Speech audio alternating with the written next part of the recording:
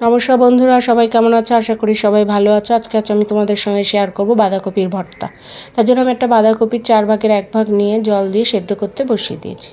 সেদ্ধ কিছুক্ষণ বাদে, পুরো সেদ্ধ হবে না, হাফ মতো সেদ্ধ হবে, ওটাকে আমি নামিয়ে ফুটোতলায় ঠান্ডা করতে রেখে দিয়েছি।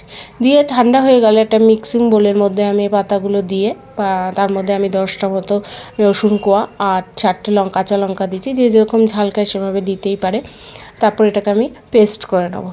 আমি এটাকে দেখো কিছু পেস্ট হয়ে গেছে।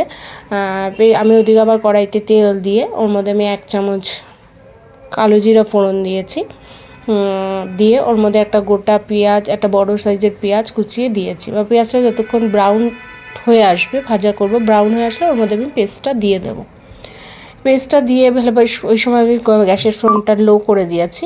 পেস্টটা দিয়ে ভালো করে কিছুক্ষণ ভাজা ভাজা করে নেব, কিছুক্ষণ নাড়িয়ে 5 মিনিট মতো। তারপর ওর মধ্যে আমি দেবো লবণ স্বাদ মতো, আর দেবো হলুদ, দিয়ে আবার ওটাকে ভালো করে নাড়াবো যতক্ষণ এটা টেনে আসছে।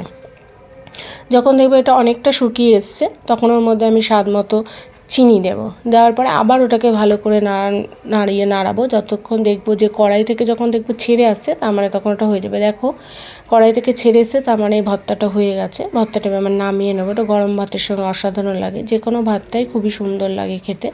তোমাদের আমার রেসিপিটা কেমন লাগলো অবশ্যই জানিও, আর ভালো লাগলো আমার চ্যানেলটাকে সাবস্ক্রাইব করে দিও। এতক্ষণ আমার সঙ্গে থাকার জন্য ধন্যবাদ।